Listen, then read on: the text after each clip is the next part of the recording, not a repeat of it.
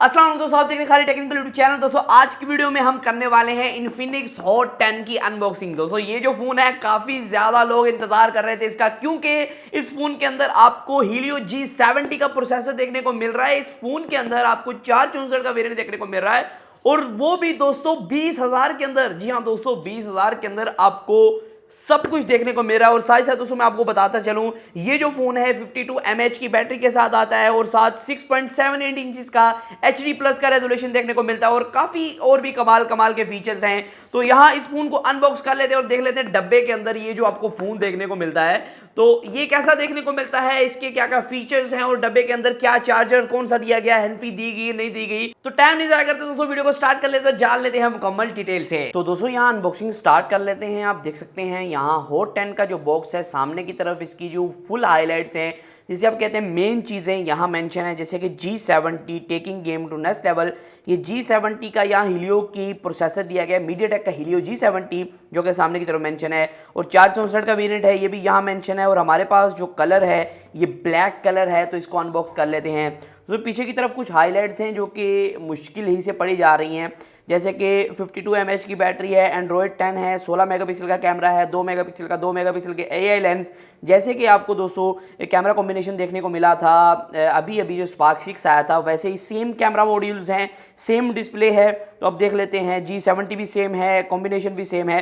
तो अब देख लेते हैं इसके अंदर जो है हमें क्या क्या चीज़ें फ़र्क देखने को मिलती हैं। और यहाँ जो है सॉफ्टवेयर बेस आपको जायरो भी देखने को मिलता है, DTS को सपोर्ट देखने को मिलता है। डिब्बा ओपन कर लेते हैं और देख लेते हैं बॉक्स के अंदर क्या क्या चीज़ें आपको देखने को मिलती हैं। ये डिब्बा ओपन हो चुका है,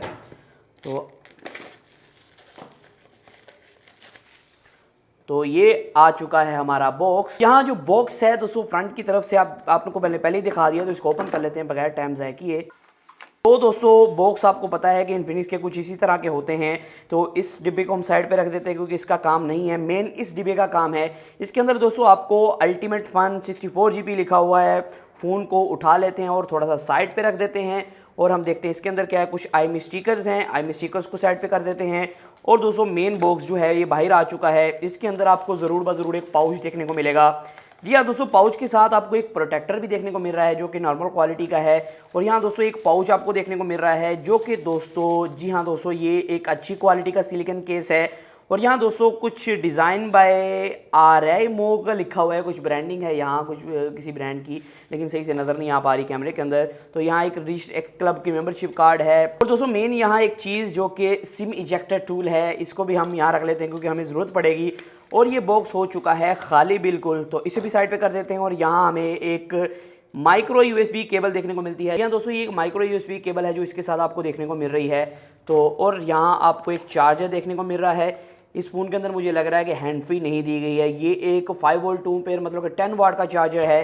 तो यहाँ 18 वाट की फास्ट चार्जिंग चार्जर इसके अंदर नहीं देखने को मिलता है। 18 वाट का फास्ट चार्जर डिब्बे के अंदर यही था। यहाँ आपको हैंड फ्री नहीं दी गई, जबकि आपको जो है टेक्नो स्पार्क 6 के अंदर हैंड फ्री देखने को मिल रही थी। यह आ चुका है मेन फ़ोन। अब इसे देख लेते हैं।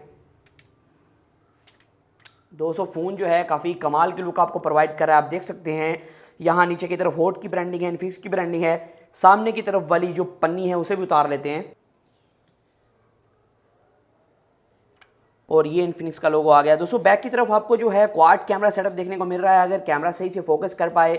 ये आप देख सकते हैं बैक की तरफ क्वाड कैमरा सेटअप है। 16 मेगापिक्सल का मेन सेंसर, 2 मेगापिक्सल का डेप्थ, 2 मेगापिक्सल का मैक्रो और 2 मेगापिक्सल का AI कैमरा यहाँ दिया गया है। बेसिकली AI कैमरा होता नहीं है, लेकिन यहाँ क्या कहा गया है इन्फिनिक्स की तरफ से, भाई ये AI कैमरा है, तो इसे भी देख लेंगे। और यहाँ दोस्तों फिंगरप्रिंट स्कैनर जो कि काफ़ी बड़ा अच्छा देखने को मिलता है।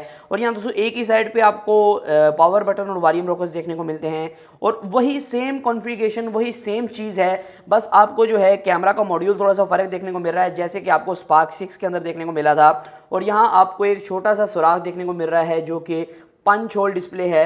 और यहाँ आपको 8 मेगापिक्सल का फ्रंट कैमरा देखने को मिल रहा है इस फ़ोन के अंदर। तो फ़ोन जो है वो सेटअप हो चुका है। आप देख सकते हैं जो इन्फिनिक्स का UI है सामने आ चुका है। और यहाँ दोस्तों मैं आपको बताता चलूँ, इसका कैमरा थोड़ा सा टेस्ट कर लेते हैं और डिटेलिंग टेस्ट कर लेते हैं। तो पहले मैं आपको बताता चलूँ, इसके अंदर एंड्रॉयड 10 जो है वो देखने को मिल रहा है। जैसे कि आप देख सकते हैं हीलियो G70 का चिपसेट है, 720p का एक डिस्प्ले है। और यहाँ दोस्तों आपको एंड्रॉयड 10 की सपोर्ट इस फ़ोन के अंदर देखने को मिल रही है। 16 क्वाड कैमरा है, वही चीज़ है जो स्पार्क 6 के अंदर आपको देखने को मिली। और यहाँ दोस्तों इसका कुछ टेस्ट कर लेते हैं कि इसका कैमरा जो है वो कैसा परफॉर्म करता है। तो कैमरा ओपन कर लिया है मैंने। तो यहाँ अगर हम सेल्फ़ी लेते हैं,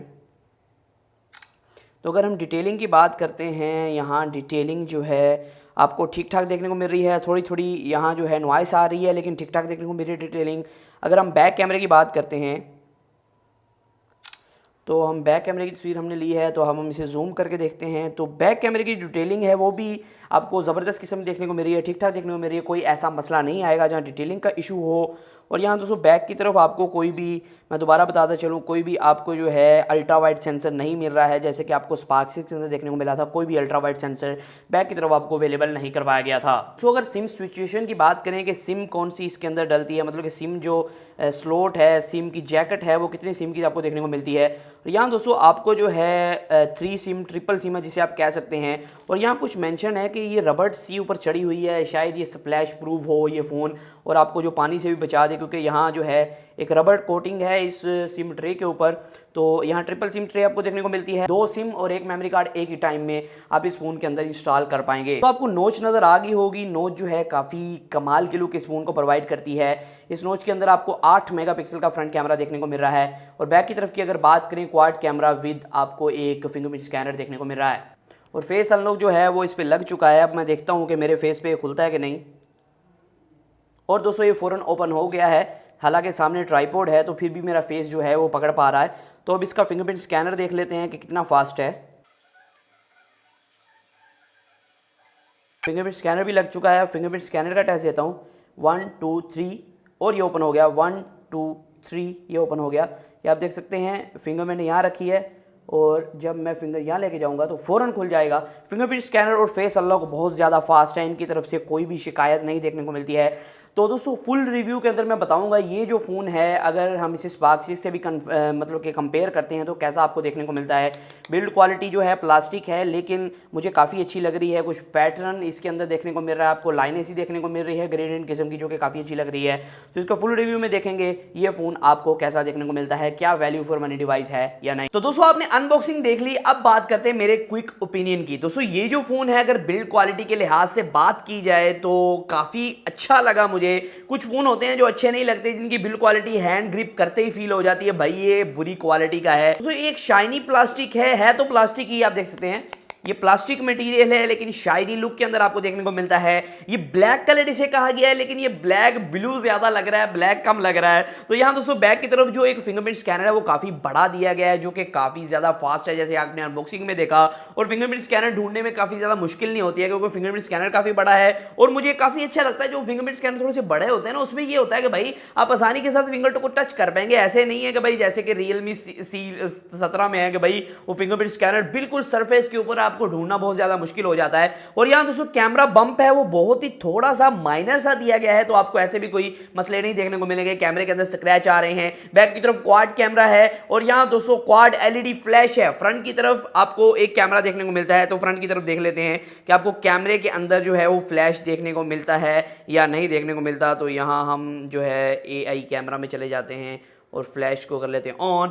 जी हाँ दोस्तों फ्रंट की तरफ आपको डुअल एलईडी फ्लैश देखने को मिल रहे हैं। अगर बैक की तरफ की बात करें तो बैक की तरफ आपको क्वाड एलईडी फ्लैश देखने को मिल रहे हैं, जो कि बहुत अच्छी बात है। मतलब कि आप कह सकते हैं कि आपको अल्ट्रा वाइड सेंसर के अलावा सब सेंसर यहां देखने को मिलते हैं। लेकिन इसका फुल कैमरा रिव्यू और फुल रिव्यू के लिए वेट कीजिएगा, फिर इस फोन को बाय कीजिएगा। और इससे मैं स्पार्क 6 से कंपैरिजन भी करने वाला हूं कि स्पार्क 6 बेहतर है या ये फोन बेहतर है। दोस्तों अगर मैं बात करूं इस फोन की, तो बिल्ड क्वालिटी के लिहाज से स्पार्क 6 से मुझे थोड़ा सा अच्छा लगा ये फोन। और यहां दोस्तों मैं ये भी आपको बताता चलूं कि डिजाइन बिल्कुल सेम है, वही चीज है भाई। आपको पता है कि पीछे से ब्रांड एक ही है, तो वही चीज है, बस आपको कैमरा प्लेसमेंट में थोड़ी फर्क देखने को मिलती है। और यहां दोस्तों इसके अंदर एक बहुत ही अच्छी बात कि इसके अंदर लाउड स्पीकर देखने को मिलता है, जबकि स्पार्क 6 के अंदर आपको ईयरपीस के अंदर ही स्पीकर देखने को मिला था। और यहां एक प्रो पॉइंट ये है कि फ्रंट की तरफ आपको डुअल एलईडी फ्लैश देखने को मिल रहे हैं। दोस्तों आज की वीडियो इतना था, फिर मैं वीडियो के साथ वीडियो के लिए मेरे चैनल को सब्सक्राइब कर लें। आज की वीडियो इतना था, फिर मैं वीडियो के साथ अल्लाह हाफिज़।